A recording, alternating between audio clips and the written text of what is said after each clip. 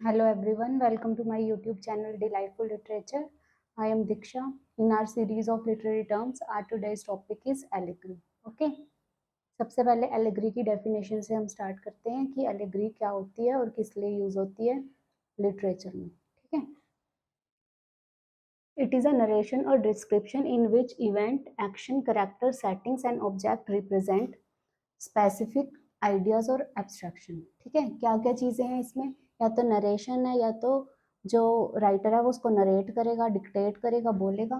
ठीक है. और डिस्क्रिप्शन, या तो डिस्क्राइब किया होगा रिटर्न में, in which events, action, character, settings and objects. Events के बारे में, कैरेक्टर्स के बारे में, एक्शन के बारे में और प्लॉट की पूरी सेटिंग, जो स्टोरी है या कोई भी पोम है उसकी पूरी सेटिंग्स क्या है, रिप्रेजेंट स्पेसिफिक आइडियाज और एब्स्ट्रैक्शंस. एलेगरी में दो चीज़ें हो सकती है. स्पेसिफिक आइडियाज भी हो सकते हैं कि स्पेसिफिक कोई आइडिया अपने ब्रेन में लेकर राइटर चला है कि मेरे को इसी के बारे में ही लोगों को बताना है, या फिर एब्स्ट्रैक्शन भी हो सकते हैं कि कोई भी एक वर्क है उसमें बहुत सारे आइडियाज भी हो सकते हैं. ठीक है. या तो एक कॉमन एक ही आइडिया, या तो बहुत सारे एब्स्ट्रैक्शंस ऑफ आइडियाज. ठीक है. एलेगरी जो वर्ड है ये ग्रीक वर्ड एलागोरिया से निकल के आया था. ठीक है. Allegory word came from Greek word allegoria, which means veiled language. ठीक है. veiled language means ऐसी लैंग्वेज जो हिडन हो. ठीक है. जिसका मीनिंग हिडन हो. वेल का मतलब ही होता है घूंघट. ठीक है. ऐसी लैंग्वेज जो वर्ड्स के पीछे हिडन हो उसको बोलते हैं एलेगरी. मीन्स जो पर्पस है राइटर का वो क्या है कि कोई मैसेज देना है अपने जिन जो भी उसके रीडर्स हैं उनको, और एक स्टोरी के थ्रू एक मैसेज देना है. और जो मेन पर्पस होता है एलेगरी का वो क्या होता है. ठीक है. इंटेंट मीन्स इंटेंशन और purpose of writing to provide moral, ethical और रिलीजियस लेसन. ठीक है. या तो वो मोरल लेसन हो. मोरल मीन्स नैतिक शिक्षा देनी हो कि ये सही है, क्या गलत है, क्या सही है. ठीक है. एथिकल, एथिक्स हमें क्या सिखाते हैं. ठीक है. कि हमें किस चीज़ की, कौन सी चीज़ें बुरी हैं करने के लिए और कौन सी चीज़ें अच्छी हैं. ठीक है. या फिर रिलीजियस. ठीक है.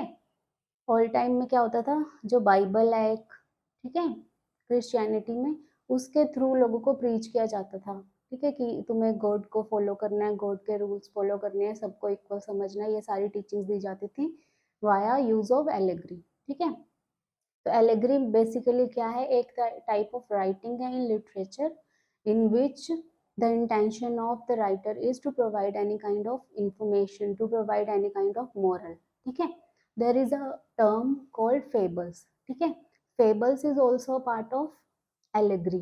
ठीक है. फेबल भी एलेगरी का एक पार्ट है, लेकिन मेन जो डिफरेंस है फेबल्स और एलेगरी में वो क्या है, जो फेबल है उसमें ज्यादातर एलोमॉर्फिक कैरेक्टर का यूज होता है. What is the meaning of allomorphic? ऐसे कैरेक्टर जो हाफ ह्यूमंस हो, हाफ एनिमल्स हो, या फिर कुछ एनिमल्स हो उसमें जिसमें वो बोल सकते हो, ह्यूमन लैंग्वेज का यूज करके आपस में बात कर रहे हो. क्योंकि अगर एक राइटर ने लिख दिया कोई और लैंग्वेज में जो एनिमल्स की लैंग्वेज है जो अभी हमें नहीं पता, तो हम कैसे समझ पाएंगे. तो वो क्या करते हैं with the use of animals, लेकिन लैंग्वेज वो ह्यूमंस वाली रखते हैं ताकि हमें वो एक कोई ना कोई मोरल दे पाए. ठीक है. तो फेबल भी एक पार्ट है एलेगरी का. ठीक है. अब देखो यहाँ तक आपको समझ आ गया होगा. अब उसके बाद जो एक एलेगरी है कितने टाइप्स की होती है. Mainly allegories are of 4 kinds. ठीक है.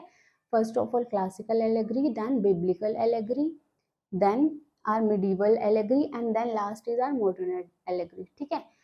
सबसे पहले क्लासिकल एलेगरी. क्लासिकल मतलब जो एंशियंट टाइम की एलेगरी थी, जो बहुत ज़्यादा पुराना हमारा लिटरेचर है, ग्रीक रोमन कल्चर से है. ठीक है. उसमें जो प्लेटो की है एक, Plato's allegory of the cave. ठीक है. इसके थ्रू भी प्लेटो ने बहुत अच्छा मैसेज देने की कोशिश की है केव के एलेगरी के थ्रू. ठीक है.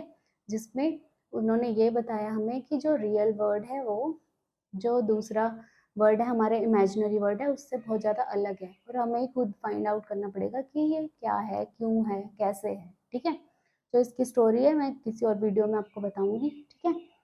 Then next are we have biblical allegory.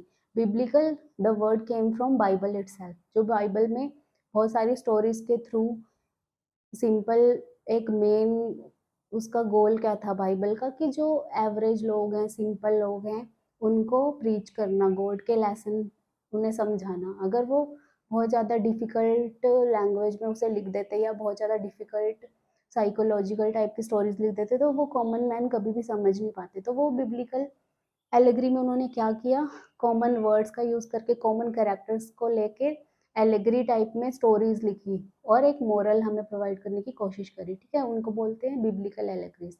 Then we have medieval allegory. ठीक है, medieval allegory, medieval the word came from, medieval कौन सा टाइम था, जब रोमन एम्पायर और रेनेसा के जो बीच का मिड का एम्पायर था। ठीक है, सबसे पहले रोमन एम्पायर था, उसके बाद ये आया मेडिवल। मेडिवल का मीनिंग होता है हिंदी में मध्यकालीन। ठीक है, मध्य मतलब बीच का।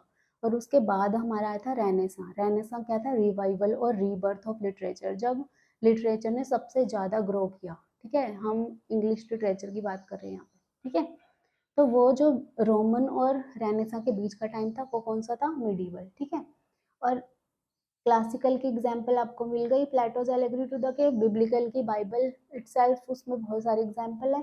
देन मिडीवल में है दांतेस एलिग्रीज डिवाइन कॉमेडी। इस एलेगरी का यूज करके भी बहुत अच्छे अच्छे एग्जाम्पल दिए हमें राइटर ने, हमें मोरल देने की कोशिश की है। ठीक है, then modern allegory, modern literature is far different from the classical one. ठीक है, क्लासिकल में अलग टाइप का लिटरेचर लिखा जाता था, मॉडर्न में अलग टाइप का लिखा जाता था।